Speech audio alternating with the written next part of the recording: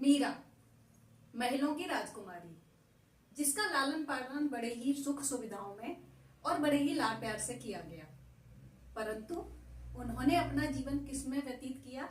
कृष्ण भक्ति में, कृष्ण के विरह में। उन्होंने अपना जीवन किसकी भांति जिया? एक सन्यासी की भांति। नमस्कार, हेलो एवरीवन, मैं रिनी सिंह स्वागत करती हूँ आप सभी का इस वीडियो में। तो आज के इस वीडियो में हम कक्षा 10वीं में मीरा द्वारा लिखे गए पद को पढ़ेंगे। इसमें मीरा ने क्या कहा है, आइए जानते हैं। तो ये पद मीराबाई द्वारा लिखा गया है। मीराबाई भक्ति काल की जो प्रमुख कवित्री हैं, उन्होंने कृष्ण की भक्ति में अनेकों पद लिखे हैं, उनमें से ये एक है। अब आइए जानते हैं इस पद में मीराबाई क्या कह रही हैं। हरि आप हरो जनरी भीर, द्रौपदी री लाज राखी आप बढ़ाया चीर। देखिए, सबसे पहले हम एक बात जान लें कि जो मीराबाई ने जो पद लिखे हैं वो किसकी भक्ति में लिखे हैं? कृष्ण की भक्ति में। वो कृष्ण की अनन्य भक्त थी, उन्हें कृष्ण से प्रेम था, उन्होंने अपना पूरा जीवन कृष्ण की भक्ति में जिया। तो यहाँ पर कृष्ण को संबोधित करते हुए मीरा इस पद को लिखती हैं और कहती हैं, क्या कहती हैं? हरि आप हरो जनरी भीर।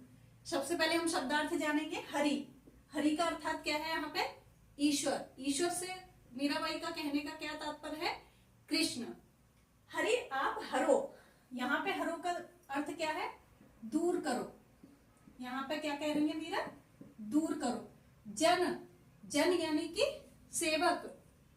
मीरा ने अपने आप को कृष्ण के लिए क्या बताया है कि मैं तो उनकी दासी हूं, मैं तो उनकी सेविका हूं। ठीक है। तो हरि आप हरो जनरी भीर, हे कृष्ण, हे हरि, आप जो है इस जन की, इस सेवक की, भीर, भीर का मतलब क्या है यहाँ पे? पीड़ा, यानी कि जो भी उनका दुख दर्द है जीवन में, जो भी उनके जीवन में कष्ट हैं, उनको जो है आप हरो। हरो मतलब दूर करो। तो पहली पंक्ति में मीरा ने क्या कहा? हरि आप हरो जनरी भीर। यहाँ पे हरो का अर्थ क्या है? कि दूर करो। हे कृष्ण, हे ईश्वर, आप इस सेवक की जो कष्ट हैं, सेवक के जो दुख दर्द हैं, उनको दूर करो। अब यहाँ पे मीरा जो है उदाहरण देंगी कि मैं आपसे क्यों ये प्रार्थना कर रही हूँ कि आप मेरे दुख दर्दों को दूर करो। क्योंकि द्रौपदी री लाज राखी आप बढ़ाया चीर। देखिए, द्रौपदी का हम सबको पता है, महाभारत में जो प्रसंग आता है कि द्रौपदी को जो है सभा में लाया जाता है अपमानित करने के लिए, उनको निर्वस्त्र करने का प्रयास किया जाता है। तब द्रौपदी वहां पे किसको पुकारती हैं? कृष्ण को।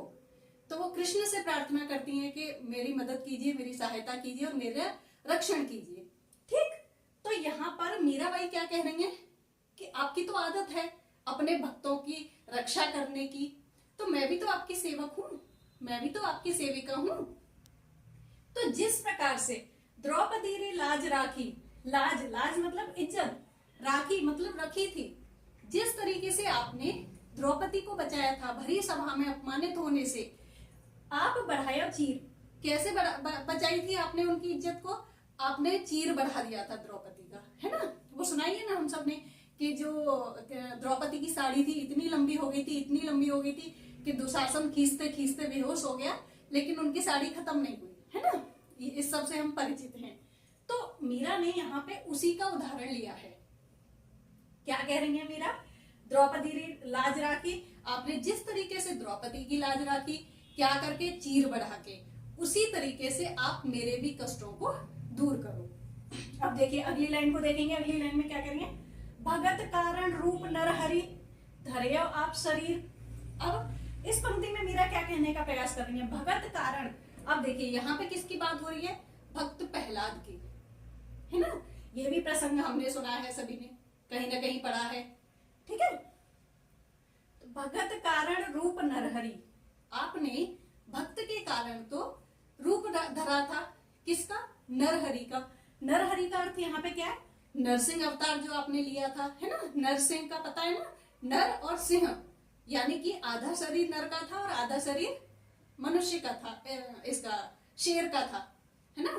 तो सिंह यानी कि शेर और नर यानी कि मनुष्य। तो आधा शरीर मनुष्य का, आधा शरीर शेर का आपने धरा था। किसके कारण? आप धरे हो आप शरीर, किसके कारण? भक्त के कारण। तो आपने तो जब भक्त प्रहलाद पर मुसीबत आई, जब भक्त प्रहलाद जो है मुसीबत में थे और उन्होंने आपको पुकारा, पूरे दिल से पुकारा, मन से पुकारा, तब आपने क्या किया? आपने नरहरि का रूप धरकर और उस समय आपने प्रहलाद का रक्षण किया, है ना। तो अब देखिए, ये भी कहानी हम सबको पता है कि किस तरीके से प्रहलाद को बचाने के लिए हिरण्यकश्यप जब प्रहलाद को बोला, हिरण्यकश्यप ने जब प्रहलाद को बोला कि कहाँ है तेरा ईश्वर, कहाँ है तेरा हरि, बुला उसको, क्या वो इस खम्बे में है? तो जब खम्बा, तो तभी वहां पे जो है नरसिंह भगवान प्रकट हो गए उस खम्बे को तोड़कर। तो अभी तो उसके ऊपर मूवी भी आई है, आप सभी ने देखी होगी, है ना। तो इसको और भी अच्छे से आप लोग कनेक्ट कर सकते हो। तो इस तरीके से यहाँ पे मीरा ने किस किस का उदाहरण दे दिया? एक तो द्रौपदी का दिया कि आपने द्रौपदी की लाज रखी, फिर यहाँ पे आपने प्रहलाद की भी लाज रखी, आपने नरहरि का शरीर रखा। और देखिए, इसके ऊपर एक और, इसके पीछे एक और कहानी है कि नरहरि का शरीर ही क्यों रखा, क्योंकि जो प्रहलाद का पिता था हिरण्यकश्यप, उसने भगवान ब्रह्मा जी से जो है वरदान मांगा था कि मैं ना मनुष्य के हाथ से मरूं, ना किसी जानवर के हाथ से मरूं, ना किसी आकाश में मरूं, ना धरती पे मरूं। तो इस तरीके के उसने बहुत सारे अपने बचाव के लिए उनसे वरदान ले लिए थे। तो इस कारण से भगवान ने जो है इसका शरीर रूप धारण किया था नरहरि का, न जो ना नर है और ना ही जो जानवर है। तो इसलिए इसके पीछे का जो कहानी है वो ये है, ठीक। तो भगत कारण रूप नरहरि धर्यो आप शरीर, भक्त के कारण आपने नरहरि का रूप भी धारण किया। अब देखिए, अगली पंक्ति में मीरा क्या कहती है? यहाँ पे 2 एग्जाम्पल हो गए। अब यहाँ पे तीसरा उदाहरण मीरा बता रही है, बूढ़तो गजराज राख्यो। बूढ़तो का अर्थ है यहाँ पे डूबता हुआ, बूढ़ता का अर्थ क्या है? डूबता हुआ। गजराज राख्यो काटी कुंजर पीर। अब देखो, एक ये कहानी है गजेंद्र की। गजेंद्र नाम का एक हाथी था और जो वो जंगल में तालाब में अपने परिवार के साथ में खेल रहा था, ठीक है। तभी क्या होता है कि एक मगरमच्छ आके उसका पैर पकड़ लेता है। अब जब उसका पैर पकड़ लेता है तो हाथी तो अपनी ताकत में वो सोचता है कि मैं तो इस मगरमच्छ को मार दूंगा। तो जब वो कोशिश करता है मगरमच्छ से पैर छुड़ाने की, तो वो नहीं छुड़ा पाता है और वो धीरे धीरे पानी में जाता जाने की तैयारी हो जाती है उसकी। वो जो मगरमच्छ था उसको खींचने लगता है। तब जो है उसको अपने किसी पूर्व जन्म के कारण भगवान की स्तुति याद आ जाती है। तब वो विष्णु की स्तुति करता है, जो हाथी था। उसी समय पर भगवान विष्णु प्रकट हो जाते हैं और मगरमच्छ का भी उद्धार करते हैं और हाथी को भी बचाते हैं। तो इस तरीके से मीरा ने यहाँ पे उसका भी उदाहरण दिया कि आपने तो बूढ़ते हाथी को भी बचाया था, यानी कि डूबते हुए हाथी की भी रक्षा की थी, जिस हाथी का नाम गजेंद्र था, जिसको गजेंद्र मोक्ष के नाम से भी हम लोग एक स्त्रोत पढ़ते हैं, है ना। तो बूढ़तो गजराज राख्यो, आपने बूढ़ते गजराज की भी रक्षा की थी और उसकी जो पीड़ थी, उसकी जो पीड़ा थी, उसके जो दुख था, उसको आपने समाप्त किया था। अब देखिए, यहाँ पे 3 उदाहरण बता दिए मीराबाई ने। अब मीराबाई अपने लिए कह रही हैं आखिरी पंक्ति में, दासी मीरा लाल गिरधर हरोम हरि भीग। हे कृष्ण, जिस तरीके से तुमने इन सबकी लाज रखी, इनका रक्षण किया, तो दासी मीरा लाल गिरधर, तुम जो मैं हूं, मीरा हूं, मैं तो तुम्हारी दासी हूं। हे गिरधर, मैं तो तुम्हारी दासी हूं, मैं तो तुम्हारी सेविका हूं। हरो मारे भीर, तो जो मेरी पीड़ा है, मैं जो इन भव बंधनों में फंसी हुई हूँ, बंधी हुई हूँ, तो आप मेरी पीड़ा को दूर क्यों नहीं करते? तो आप मुझे भी इस सब से बाहर निकालो। जिस तरीके से आपने अपने दूसरे भक्तों का रक्षण किया, आप उस तरीके से मीरा का भी रक्षण करो, मैं तो आपकी दासी हूँ।